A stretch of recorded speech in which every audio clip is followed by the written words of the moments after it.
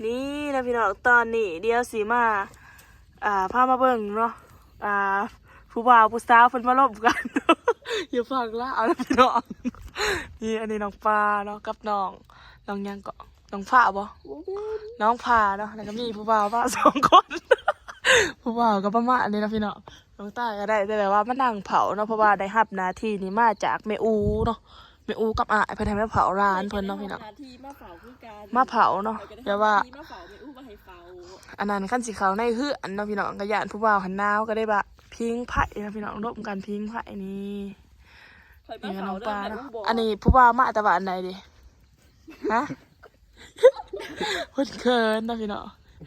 มาประมาณกระตัวนะพี่น้องมาประมาณสิฮอดชั่วโมงนึงเนี่ยเนาะบ่ทันได้ปากนำผู้สาวพ่อครับผู้สาวไปเปลี่ยนเสื้อมาหลายเทื่อนะพี่น้องแล้วเพื่อใส่มาสีแดง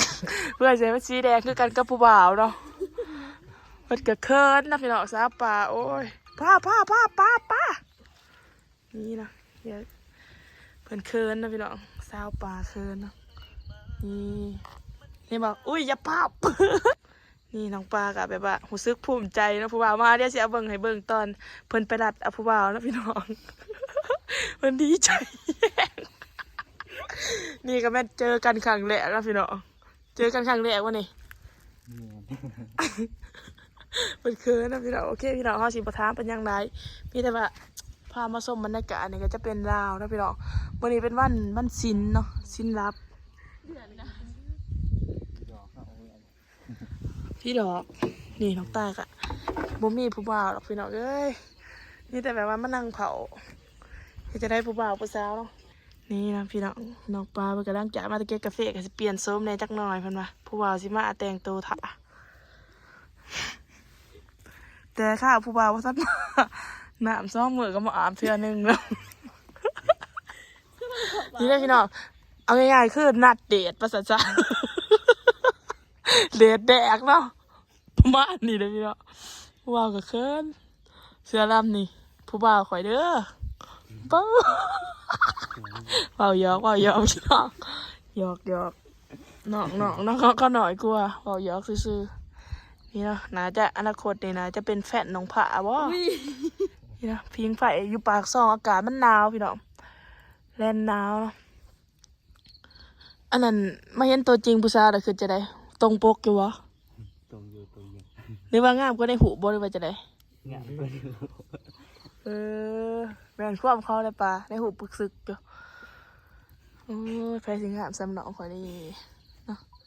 เพิ่นก็เคินนะพี่น้องเฮ้ยสบตาละนี่เนาะมาเหลียดเดดแดกบ่ปากบ่บอกแล้วกันน้องใต้ก็นั่งเงานอนกุกอยู่พี่น้องจับโทรศัพท์มาสางซันใส่จักเล็กจักหน่อยเพราะอะไรแบบว่าอันนั้นเนาะเป็นบรรยากาศเศร้าก็อย่าเขียดผู้บ่าวว่ามานั่งทางขางคนบ้าสนอกคอยกระเบาตาเพิ่นบอกโอ้ผู้บ่าวบ่ซื้อขนมมาฝากเนาะพี่น้องบางอย่างเดียวก็ใส่พี่การฝากมาให้มันสิกินสำไรขนมพี่การพี่สายกูนี่อยู่ฝั่งไทยจะเพิ่นเป็นพี่การนี่เนาะวิธีฟังลาวกับพังไทยเป็นจังได๋พี่น้องเดทคือกันอยู่บ่อาจสิแตกต่างกันเนาะเพราะว่าอันนี้คันมาเดทนี่ต้องมาให้พ่อกับแม่เห็นเนาะอันนั้นก็คือแม่อูเราเห็นเราก็ขึ้นไปนอนเนาะแต่ให้น้องตายให้มานั่งเผาเนาะพี่น้องมานั่งเผาปะนี่เป็นส่วนเกินเพิ่นหันอยากให้คอยไปอยู่ห้องน้ำพุ่นจะเป็นเพิ่นสิเว้าอีหยังว่าจักกันเพิ่นเนาะหนึ่งก็น้องฟ้าโสดไหมโสดจ้าน้องฟ้าโสดเนาะอันนี้โสดว่าเสือดำๆเลยโซก็ตั้งหัวเบาขึ้นแบบไม่เอาไว้ร้านเนาะ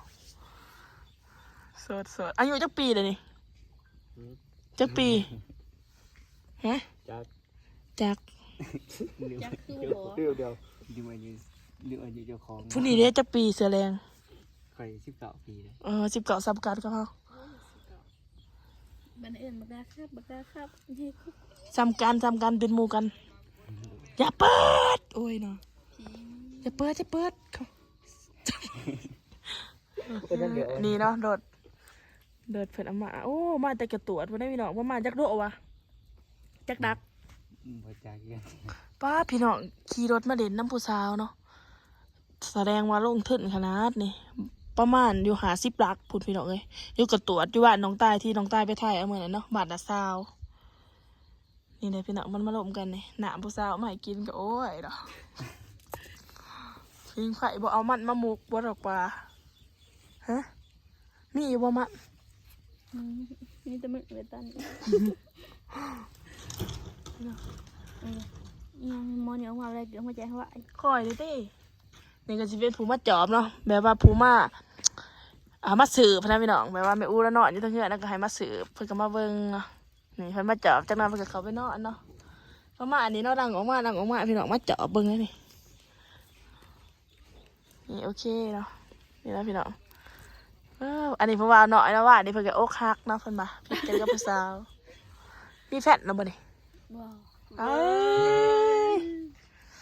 นี่ผู้บ่าวผู้แพ้อะไรเนาะพี่น้องอันนี้ก็สิออกมาจอบคือกันเนาะสายร้อนออกมาจอบนี่นะพี่น้องประมาณนี้เนาะเอาคล้ายๆแบบเลดเท่านั้นพี่น้องเดท นัดเดท ขัดข่อยโดนมันเนี่ยมีก็ขัดข่อยดี บ่มันโมเกี่ยวเนาะปะเนาะ ขัดข่อยเด็ดนี่เว้ยปีเป็นนางนานเลยเด้ เอ้ย ปีเป็นนางนานเลยได้ขัดข่อยไปเด็ด เอ้ย แต่กับเราพอเขียวแจ็ค2-3โถว้าว โธ่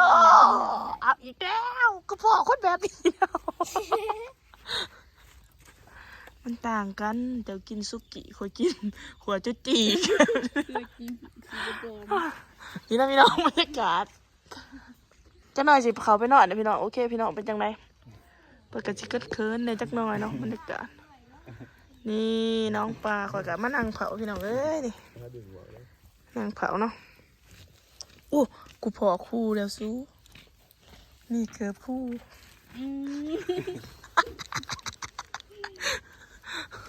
หยอกเลย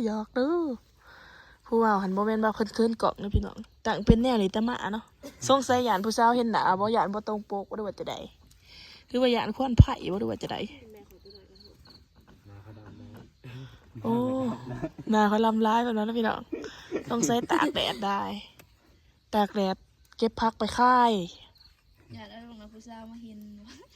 น่ะแม่นบ่ เบิ่งเกาะเลยติอยากผู้สาวมาจับไหล ไอ้เกาะ อย่าเปิด โอ้ยเด็กเถื่อ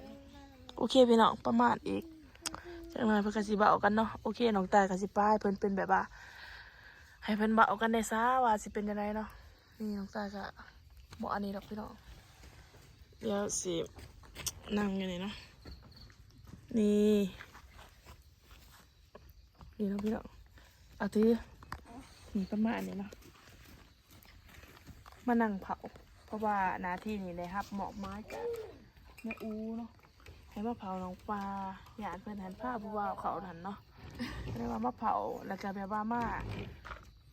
เป็นนักสืบนะพี่น้องว่าเป็นเบาอย่างกันแน่น้องตาที่ไปได้งะเนาะประมาณนั้นนะพี่น้องสำหรับคลิปนี้จบเพียงสมีเดอร์พอกันใหม่คลิปหน้าฝากกดไลค์กดแชร์กดติดตามเลยเด้อบ๊ายบาย